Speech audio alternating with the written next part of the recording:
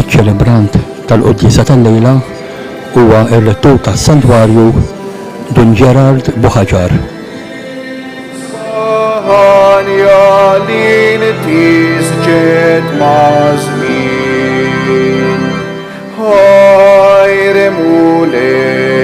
Ħajrni b'mewt ħassar nubna u tajtna l-ħajja wisseb fil-qawmin fik il-qana biex bħalek mal-qawma niksbu r-rebħa f'saltnatek blat.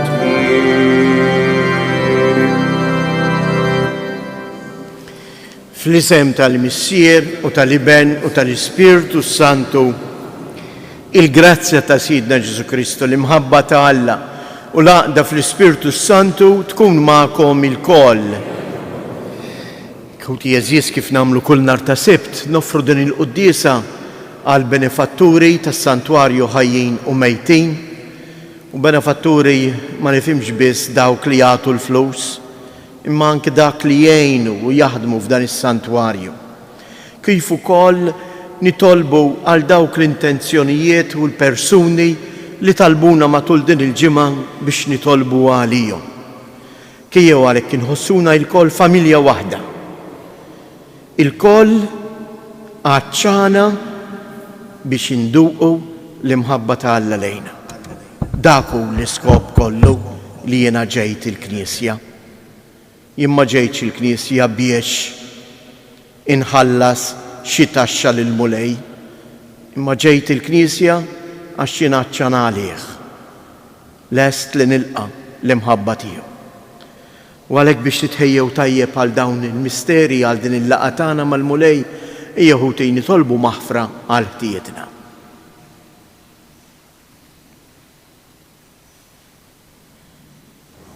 Inti l-mibgħut tal-Missier biex turina imħabtew, mulej ħniena. Kristu Ġesu, rebbieħ fuq id-dnub u l-mewt. Kristu ħniena. Mulej Ġesu, inti lejna u l-paċi ta' dawk li jilqgħuk, mulej ħniena. Iħenna lina Alla li jista' kollox jaħfrilna dnubietna u jwassalna għal ħajja ta' dejjem. Nitolbu. Glorja lill-Alla fil-għoli ta' smewiet u paċi fl-art li bnedmin ta' rida tajba. Infaħruk, imberkuk, nadurrawk, natuk ġieħ, irroddulek ħajr għal glorja kbira tiegħek. Mulej Alla Sultan tas-sema, Alla Missier li tista' kollox, mulej Iben waħdini Ġesu Kristu, mulej Alla ħaruf talla bin il-Missier. Int li tneħħid nubiet ta' dinja ħen għalina. Int li tneħħid nubiet ta' dinja il-talb tagħna. Inti li qiegħed fuq il-lemin tal-Missier ħen għalina. Għaliex inti waħdek għaddejs, inti waħdek mulej, inti waħdek il-għoli Ġesu Kristu ma l-Ispirtu Santu fil-glorja tal-Missier Alla. Amen. Nitolbu. U Alla jifraħ dejjem il-poplu tiegħek biż-żgħożija imġedda ta' ruħu biex kif int sebbaħtna u ferraħtna mill-ġdid bil-grazzja tal-adozzjoni, hekk ukoll b'qalbna qawwija fit-tama nistennew il-jum tal-qawmien mill-imwiet. Bibnek Ġesu Kristu Sidna li hu Alla u li miegħek jgħix u jisaltan flimkien mal-Ispirtu Santu għal dejjem ta' dejjem.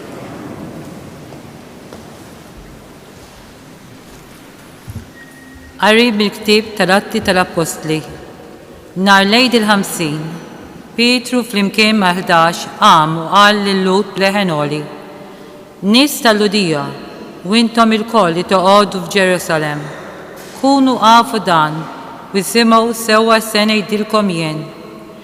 Ġesu ta' Nażaret kien bniedem li Alla tagħkom prova tiegħu permezz tal-mirakli u l-eġubijiet u s-sinjali li jagħmel bih foskom, kif intom stess tafu. Lil dan Ġesu Alla telaqulkom fidejkom skont l-erf u l-pjan li fassal minn qabel. U intom neħejtuh billi sallabtuh permezz ta' nies ħażina. Imma Alla qajmu mill-imwiet billi ħal l-irbit tal-mewt. Għaliex ma setax ikun li l-mewt iżommu taħt is-seta tagħha. Għax David jgħid fuqu: Żammejt lil mulej quddiem għajnejja, għax hu fuq il-lemin tiegħi biex qatt ma nitħarrek. Għalhekk ferħet qalbi u ntela bilena l-sini u ġismi wkoll jistrieħ fit-tama għax inti ma titlaqx fl-imwiet li ruħi u ma tħallix il-qasdis tiegħek jara taħsib. Inti għarraftni t-triq tal-ħajja, timlini bil-ferħ meta nkun quddiemek. Ħuti, ħalluni ngħidilkom kif inħossa fuq il-Patriarka David. U miet u kien midfun, u l-qabar tiegħu għadu magħna sal-lum stess. Issa hu kien profeta u kien jaf li Alla ħaliflu b'ġurament li kellu jqiegħed fuq it-tron tiegħu bniedem ġej minn nislu.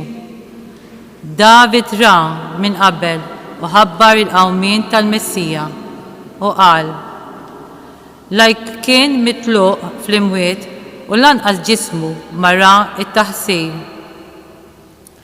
Lil dan Ġesu Alla qajmu mill-imwiet u ta' dan aħna l-kol xhieda.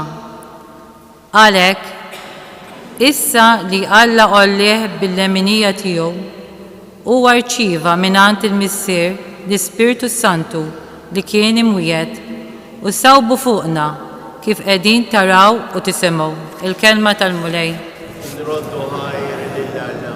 Ngħidu flimkien: Mulej, int tallimni t-triq tal-ħajja. Ħarisni o Alla għax fik jien nisken. Jien qed lil mulej, int Sidi, m'għandix ġid ieħor ħliefek. Mulej, inti s-sem tal-wirt wiris tiegħi, inti żomm fidejk xortija. Mulej, int tallimni t-triq tal-ħajja. Imbirek lil mulej li tani l-fema, imqar bil-lejl qalbi tallimni, inżomm lil mulej dejjem qudiemi għax bih fl-eminti qatt ma nitħarrek. Mulej, int tallimni t-triq tal-ħajja. Hekk tifraħ qalbi u titenna ruħi u ġismi wkoll jistrieħ fil-kwiet għax int ma titlaqnix fl-imwiet, ma tħallix il-maħbub tiegħek jara l-qabar. Mulej, int tallimni t-triq tal-ħajja. Int tallimni t-triq tal-ħajja, hemm il-milja tal-ferħ quddiemek, hemm l-għaxqa għal dejjem fl-emintek. Mulej, int tallimni t-triq tal-ħajja.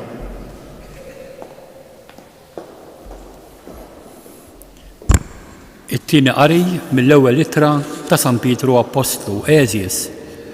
Jekk intom issejħu missier lil dak li bla ma jħares lejn l-uċuħ jagħmel ħaq minn kulħadd skont l-emil ta' kull wieħed, għejxu fil-biża' iż-żmien tal-ħajja li qegħdin tgħaddu f'art barranija. Kunu għafu li jintom kontu mifdija mill-ħajja tagħkom firħa illi ħadtu mingħand missirijietkom. Mhux b'xi ħaġa li tintemm bħalma hi il-fidda jew id-debb, imma bid-demm mażiż ta' Ġesu Kristu li kien bħal ħaruf bla għajb u bla teba'. U kien ippredestinat sa minn qabel ma saret id-dinja, imma der fl-aħħar ta' żminijiet minħabba fikom. Bih intom temnu falla li qajmu mill-imwiet u taħ il-glorja. Hekk il-fidi tagħkom hi wkoll tama falla, il-kelma tal-mulej. Jekk jobkom inqumu bil-wieqfa l-Evanġelju. Alleluja.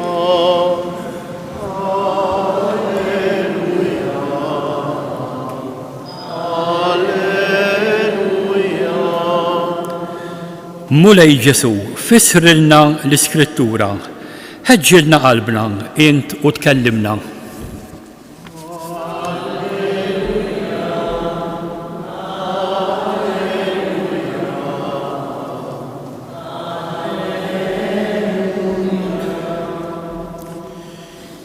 Il-mulej ma'kom. Qari mill-Evanġelju skont San-Luqa. Dakinhar stess fl-ewwel jum tal-ġimgħa ġara li tnejn mid-dixxiepli kienu sejrin lejn raħal jismu Emmaus, xi 60 stadju bogħod minn Ġerusalemm, jitħattu bejniethom fuq kull ma kien ġara. Huma u jitħattu u jitkixfu bejniethom, Ġesu innifsu resaq lejhom u baqa' miexi magħhom. Imma għajnejhom kellhom xi żommhom u ma setgħux jarfuh. U hu qalilhom: x'intom tgħidu bejnietkom intom u miexja? U huma waqfu bħarsa ta' niket fuq wiċċhom. Imbagħad wieħed minnhom jismu Kleofa wieġeb u qallu: int waħdek il-barrani f'Ġerusalemm li ma tafx ġara hawnhekk f'dawn il-jiem? X'ġara? staqsihom Ġesu. Qalulu: dak li ġara lil Ġesu ta' Nażaret, li kien profeta setan fl-Emil u fi kliem quddiem Alla u quddiem il-poplu kollu. Kif il-qassisin il-kbar u l-kapijiet tagħna tawh f'idejn il-gvernatur biex ikun ikkundannata għal mewt u salbuh. Aħna konna nittamaw li ju kien dak li kellu jifdir l-Iżrael. Iżda issa fuq kollox ġaddew 3 ijiem minn dawn il-ġrejja. Issa wkoll xi wħud min-nisa tagħna ħażduna għax marru kmieni ħdejn il-qabar u l-katavru tiegħu ma sabuhx. Ġew jgħidu wkoll li derulhom xi anġli li qalulhom li huwa ħaj. Imbagħad marru ħdejn il-qabar xi wħud minn tagħna u sabu kollox kif kienu qalu n-nisa imma lilu ma rawhx. Qalilhom Ġesu: kemm intom boloħ u tqal biex temnu kull ma qalu l-profeti. U ma kellux il-Messija jbati dan kollu u hekk jidħol fil-glorja tiegħu. U beda minn Mosè u l-profeti kollha ifissrilhom kull ma kien hemm fl-Iskrittura fuqu. Meta qorbu lejn ir-raħal fejn kienu sejrin, u għamel ta' birruħu li kien se jibqa' sejjer aktar il-bogħod. Iżda huma ġeluh jibqa' magħhom u qalulu: ibqa' magħna, għax issa sar ħafna ħin u l-jum ġa wasal biex jintemm. Imbagħad daħal biex joqgħod magħhom. U waqt li kien fuq il-mejda magħhom qabad il-ħobs, qal il-barka, qasmu u tawlhom. Imbagħad infetħulhom għajnejhom u għarfuh, iżda għab minn qudiemhom. U wieħed lill-ieħor bdew jgħidu: ma kienitx imkebsa qalbna ġewwa fina huwa jkellimna fit-triq u jfissrilna l-Iskrittura? Dak il-ħin stess qamu u reġgħu lura Ġerusalemm. Hemm sabu lil-11 u lil sħabhom miġbura flimkien u dawn qalulhom: il-mulej qam tassew u der lil xmu. U huma wkoll tarfulhom xi ġralhom fit-triq u kif għarfuh fil-qsejn tal-ħobs. Il-kelma tal-mulej.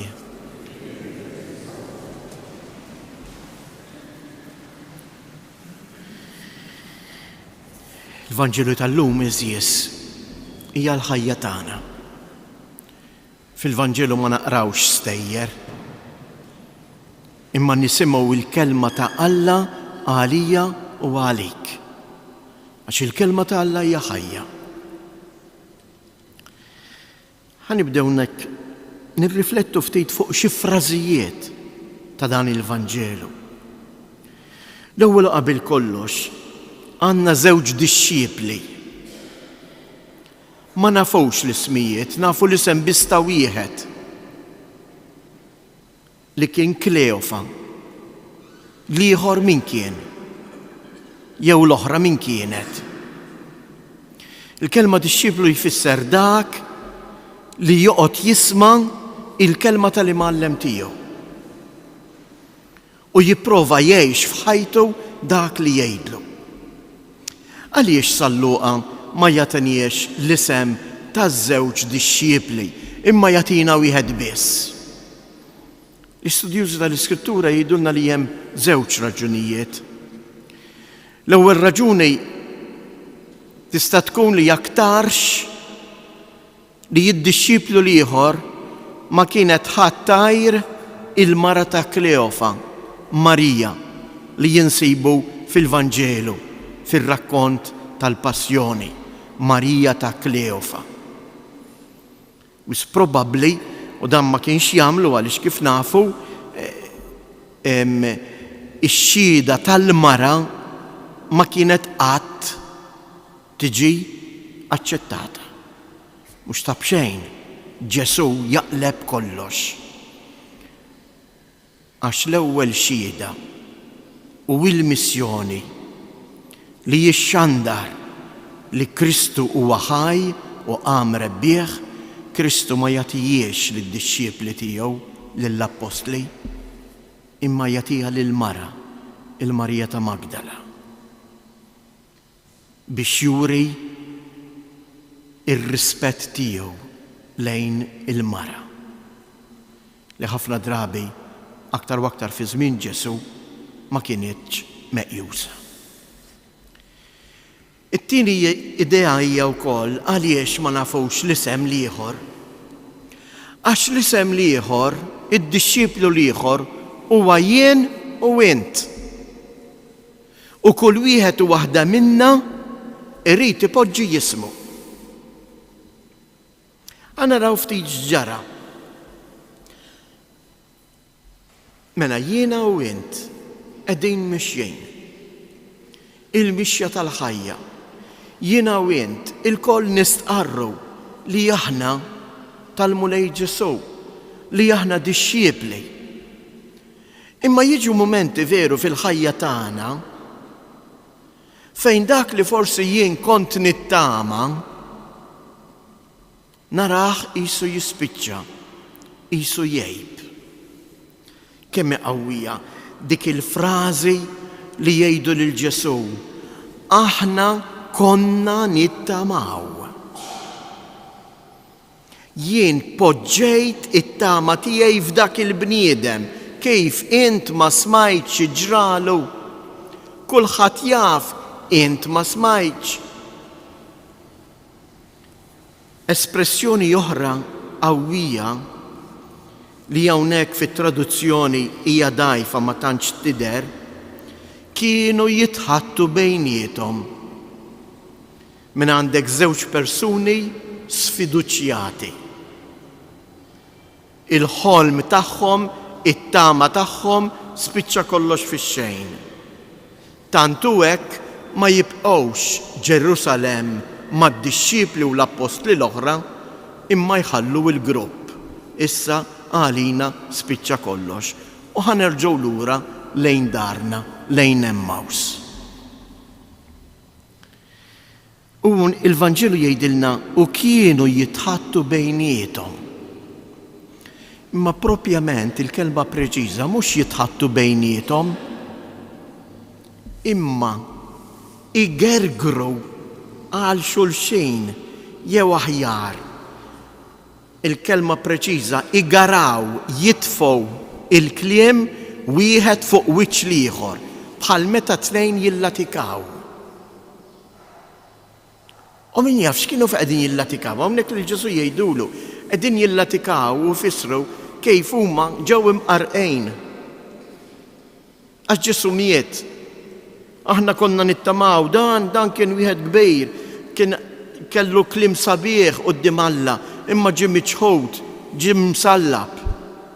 Dak li kienu jemmnu fih spiċċa. Kemm jiġrilna aħna ħafna drabi jeżjes fil-ħajja tagħna ta' kuljum. U forsi anke mal-istess nies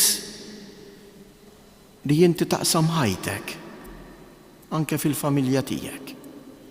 Ingaraw il-kliem lil xulxin.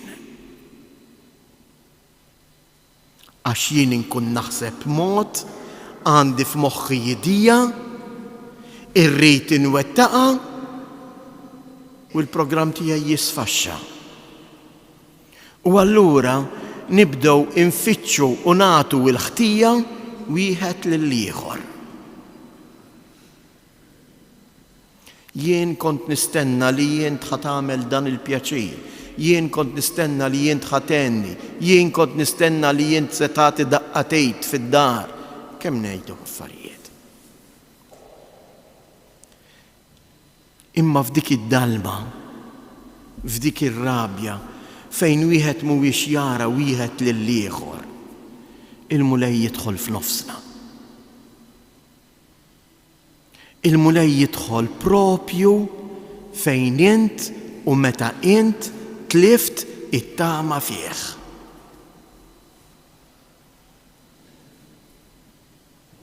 Dan huwa l-mulej Ġesu. U jibda jfissrilhom l-Iskrittura. Jibda jitkellem magħhom. Jibda jfehmhom u jaqralhom il-ħajja tagħhom, it-tamiet tagħhom għad-dawl tal-kelma ta' Alla.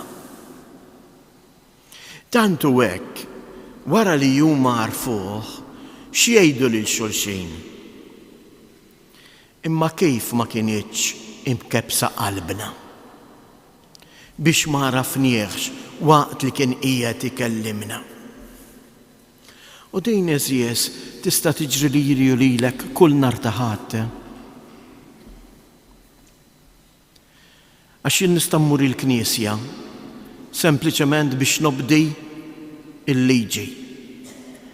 Nista' mmur il-Knisja għax qed toħodni jommi, jew għax hemm il-ħbieb tiegħi, jew għax qed toħodni l-mara, jew qed joħodni żewġi. Jew qed nagħmel dan għal wiċċ tfal, jew għal wiċċ xulxejn. Jien naħseb tajjeb il-kol kemm aħna jiena magħkom nirriflettu u npoġġu hekk din id-domanda llum u ngħid imma jien għalfejn qed immur il-Knisja. Għax ħafna drabi jeżies aħna jista' jiġrilna bħad disċipli ta' Emmaus. Dħalt il-Knisja, smajt il-qari, smajt it-tifsira tal-qari, imma qalbi baqgħet vojta. U li l-mulej ma raftux. U ma ntbaħħx li l-mulej qed jagħtini l-kelma tiegħu biex idawwal dawk id-dlamijiet, dawk l-irkejjen taqtih il-qalb ta' biżgħat li jiena għandi fil-ħajja tiegħi. Jew nitolbu ilu din il-grazzja. Xi ħaġa interessanti nispiċċa l-aħħar punt. U huma wkoll tarfulhom x'kien ġralhom fit-triq u kif għarfuh fil-qsejm tal-ħobs. Kemm hi xi ħaġa sabiħa. Li aħna jkollna l-kuraġġ li meta nagħmlu esperjenza vera ta' Kristu f'ħajjitna ma nagħlquhiex ġo fina imma ngħadduha lil xulxejn. Nagħmlu kuraġġ lil xulxejn. Inqawwu it-tama lil xulxejn. Din hija l-ħajja tan-nisrani jeżies. Ara taħsbu li l-ħajja tan-nisrani hija l-ħajja ta' dawk li huma qaddesejn li ma jħabtux wiċċhom mal-problemi, mal-mart, mal-qteħ il-qalb. Il-ħajja tan-nisrani mija xejn għajr. Pellegrinaġġ li jgħaddi mid-dlam u mid-dawl, li jgħaddi minn mumenti ta' qteħ il-qalb, imma f'dan il-pellegrinaġġ m'iniex waħdi. Il-mulej jimxi miegħi. Anke meta jien ma narfux, anke meta jien ma nħossux. Imma meta narfu, meta nilmħu, meta l-kelma tiegħu iddawwal li jidlam,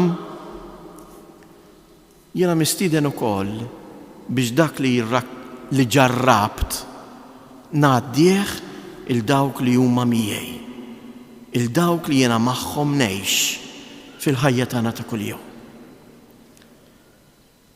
Jiena ċert li l-kol kemm aħna għandna esperjenza ta' Alla f'ħajjitna.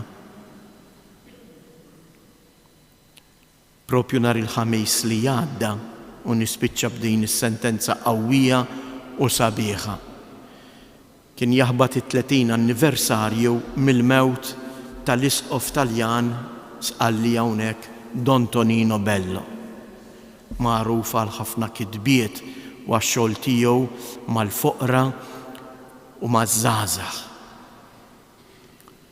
U hu fost il-ħafna sentenzi li qal għandu sentenza verament qawwija u għalhekk.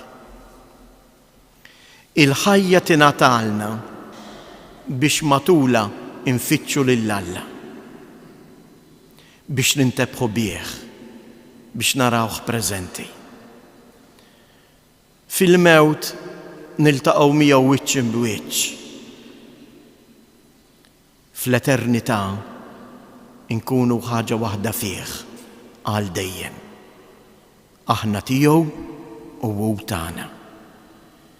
Ejjew għalhekk iżjed inkomplu din il-mixja tagħna, mixja ta' tfittxija lill-Alla, ċerti li l-mulej juri ruħu lilna fil-kelma tiegħu u fl-Ewkaristija.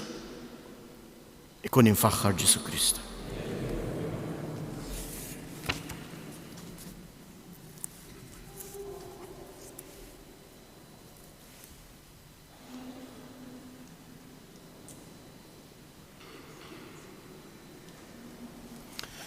Jew nistqarru issa l-fidi tagħna. Jiena nemmen falla wieħed il-Missier li jista' kollox, li ħalaq is-sema u l-art, dak kollu li jidher u dak li ma jidhirx. U f'mulej wieħed Ġesu Kristu ibn waħdini ta' Alla, imnissel mill-Missier qabel kull żmien. Alla minn Alla, dawl minn dawl, Alla veru minn Alla veru. Imnissel mhux magħmul, natura waħda mal-Missier u bih sar kollox. Niżel mismewwiet għalina l-bnedmin u għal-fidwa tagħna u ħal ġisem bis-seta tal-Ispirtu Santu minn Marija Verġini u sar bniedem. Salbu ħalina, bata taħt Ponzu Pilatu, mietu difnuh. Fit-tielet jum qam minn bejn ummiet skont il-kotba mqazza u tela s-sema u qiegħed fuq il-lemin tal-Missier u għandu jerġiġi bil-glorja biex jagħmel ħaq mill-ħejjin u mill-mejtin. U s-saltna tiegħu ma jkollix miem. U fl-Ispirtu Santu mulej li jagħti l-ħajja, li ġej minn Missier u mill-Liben, li hu meqjum imweġġaħ flimkien mal-Missier u mal-Liben, u li tkellem fuqhom mill-profeti, fi Knisja waħda qaddisa Kattolika Apostolika, nisqar ma'mudija waħda l-maħfra tad-dnubiet, nistenna l-qawma mill-imwiet u l-ħajja ta' żmien li ġej. Amen. Il-mulej Ġesu huwa ħaj u għadu magħna fil-kelma tal-Iskrittura u fl-Ewkaristija biex jurina imħabtu. Inresqulu għalhekk it-talbiet tagħna.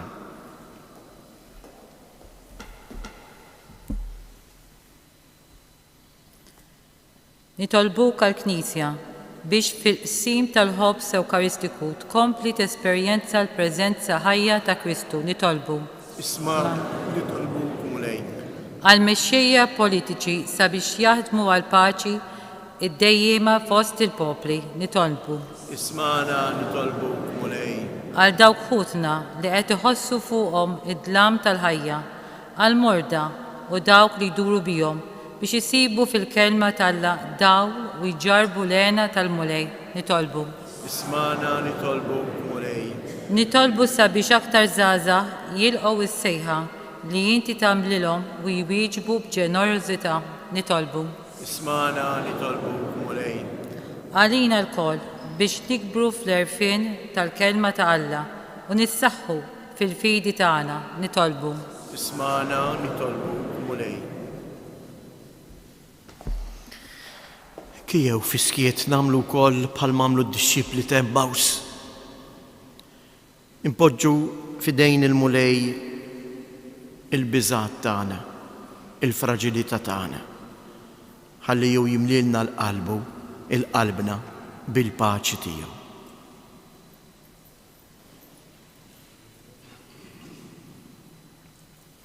ħares lejna mulej u wisma talbna biex bħad-disċipli ta' Emmaus jinfetħulna għajnejna u narfuk dejjem aktar bi Kristus Siedna.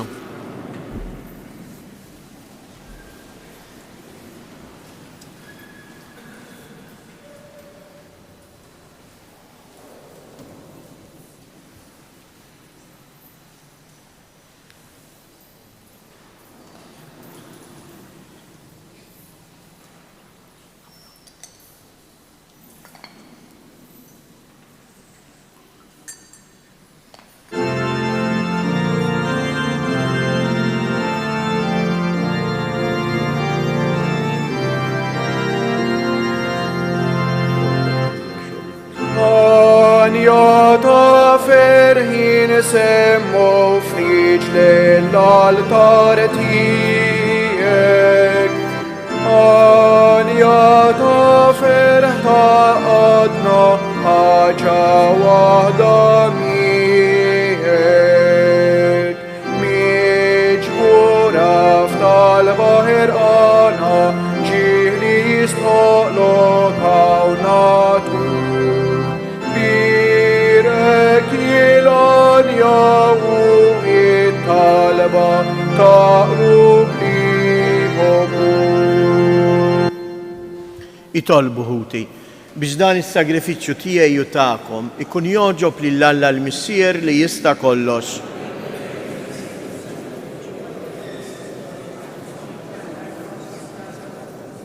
Ilqa' mulej l-offerta tal-Knisja ferħana u għatina li tgawdi jilena ta' dejjem inti li tant għamilt magħha biex tifraħ bi Kristus Siedna. Il-mulej ma'kom, nerfgħu qlubna il fuq, niżżu ħajr lill-mulej Alla tagħna. Sewwa u xieraq tas-sew mulej tajjeb u taġej tas-salvazzjoni tagħna li dejjem nistqarru l-glorja tiegħek iżda b'ferħ akbar inxandruha f'dan iż-żmien li fih ġie sagrifikat Kristu il-ħaruf tal-għid tagħna. Wara s-sagrifiċċju tal-mewt tiegħu huwa qam biex ma jmutx aktar.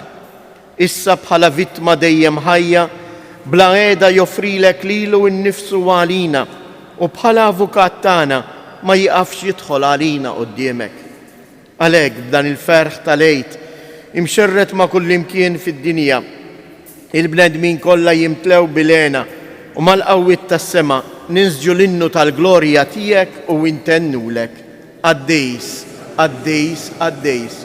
Mulej Alla tal-eżerċiti, ismowit u l-art mimlija bil-glorja tiegħek u sanna fl-ola tas-smewijiet.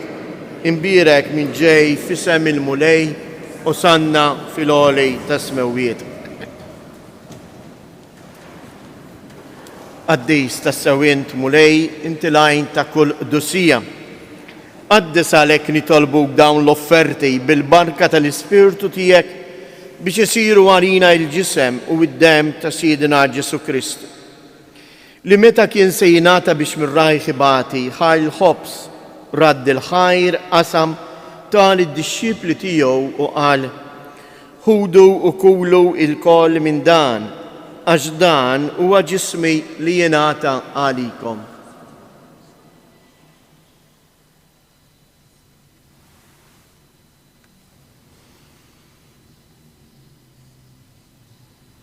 Ekku koll wara l-ikla ħal kalċi, reġa' raddi l-ħajr tal id-disċipli tiegħu u qal: ħudu u ixorbu minnu il-koll, għax dan huwa il-kalċ ta' demmi tal-patt il-ġdejt li jibqa' dejjem, id-dem li jixxirrita għalikom u għall-bnedmin kollha għal maħfra ta' dnubiet. Għamlu dan b'tifkira tiegħi.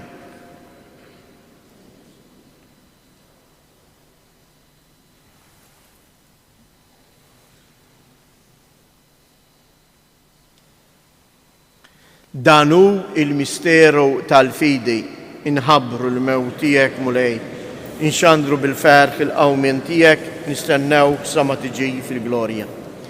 Għalhekk aħna u nagħmlu dan b'tifkira tal-mewt u l-qawmien ta' Siedna Ġesu Kristu, nofrulek mulej il-ħobs tal-ħajja u l-kalċi tas-salvazzjoni u nroddulek ħajr għaliex oġbok tilqana hawn quddiemek biex naqduk. Miċ-ċokontana nitolbu lill-Ispirtu Santu jaqqadna f'ġisem wieħed, lilna li nieħdu sehem mill-ġisem u d-dem ta' Kristu. Ftakar mulej fil-Knisja tiegħek imxarda mad-dinja kollha u ttaqa' fl-imħabba flimkien mal-Papa Franġisku, mal-Isqof tagħna Anton, l-isqfijiet u l-ministri tiegħek kollha. Ftakar ukoll f'ħutna li raqdu bit-tama tal-qawmien.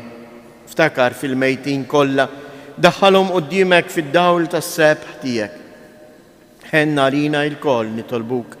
Għati lilna wkoll il-wirt tal-ħajja ta' dejjem flimkien mal-Verġni Mqazza Alla Marija, ma' San Giuseppe, l-Apostli u l-qaddisin kollha li jgħixu fil-ħbiberija tiegħek sa mill-bidu tad-dinja.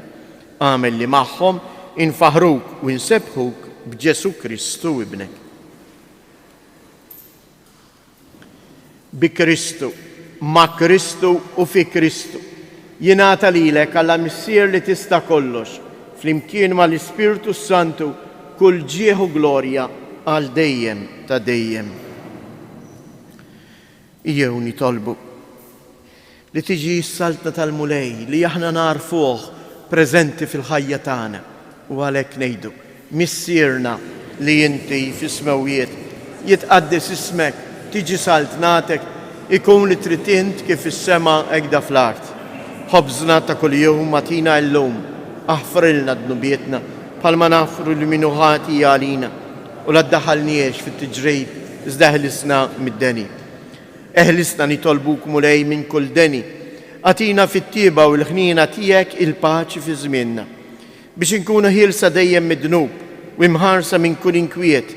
Aħna u nistennew u nittamaw ilina u l-miġja tas-Salvatur tagħna Ġesu Kristu. Mulej Ġesu Kristu li jgħid lill-Apostli tiegħek inħallilkom isliem, nagħtikom isliem tiegħi, la tħarix lejn dnubietna, iżda ħares lejn il-fidi tal-Knisja tiegħek. Għatija isliem u laqda li jien trid fija, int li tgħix wis-saltan għal dejjem ta' dejjem. Il-paċi tal-mulej tkun dejjem magħkom. Għatu l-paċi lil xulxin.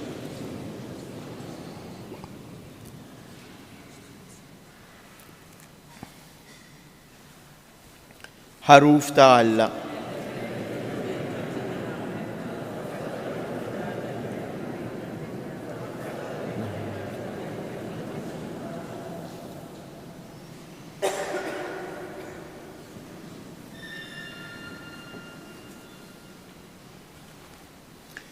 Danu il-ħaruf ta' Alla, danu li jneħħi d-dnubiet tad-dinja, ħen dawk li huma mistiedna għall-ikla tal-ħaruf.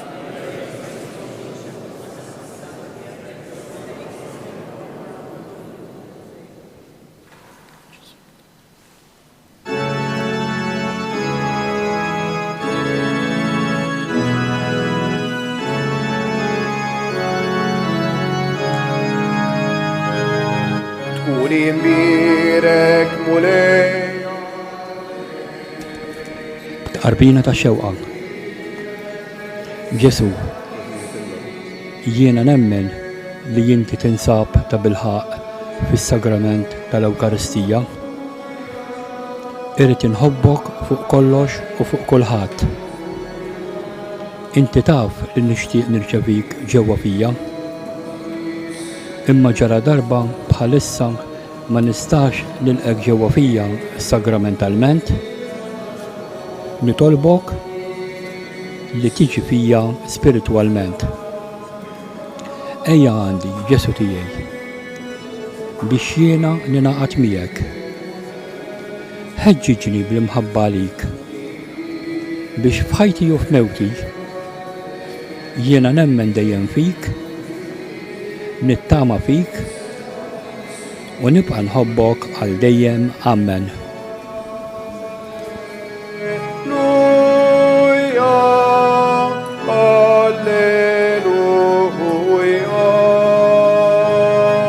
Salvatur li fdejtna l-kol, int li tina ħajja وتما جديدة قديس قوي تكوني مبيرك مولاي تكوني مبيرك مولاي على دايم ومبيرك لسم قديس ليك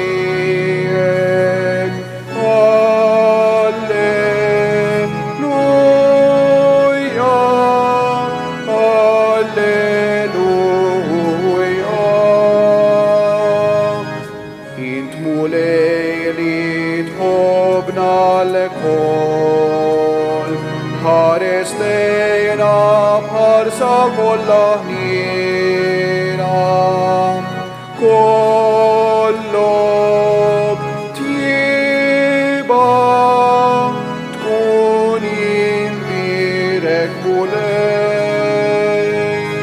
tkuni mbirek mulej al dejje u imbirek lisem qaddis lek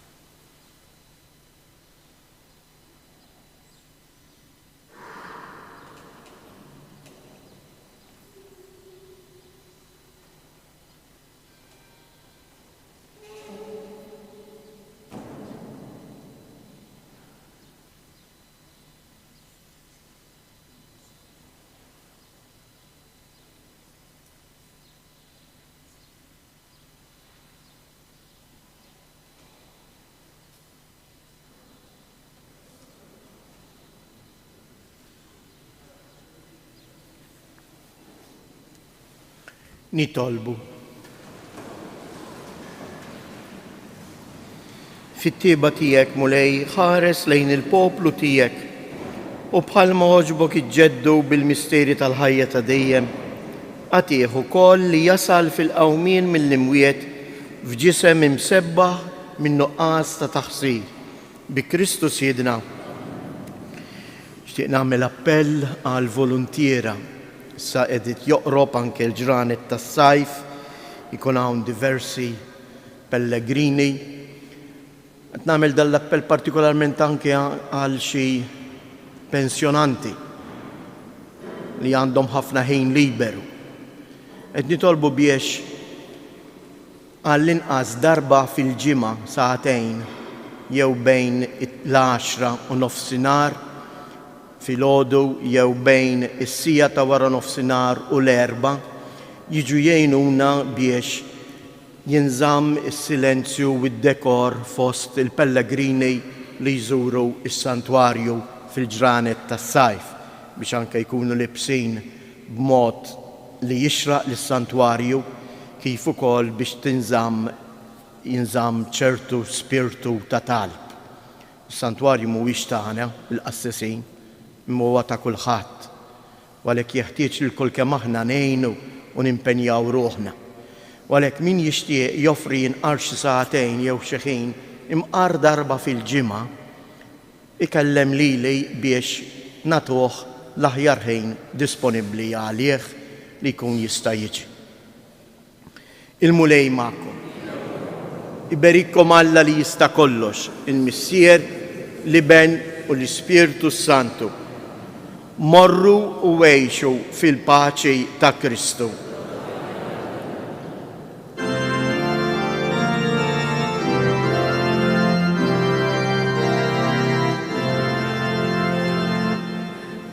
Maria jifraħu tenna, Alleluja, għax dak li inti snaqlek tkun ovvu, Alleluja, il-mewt reba kif jinħabbar, Alleluja, għalina l-Allah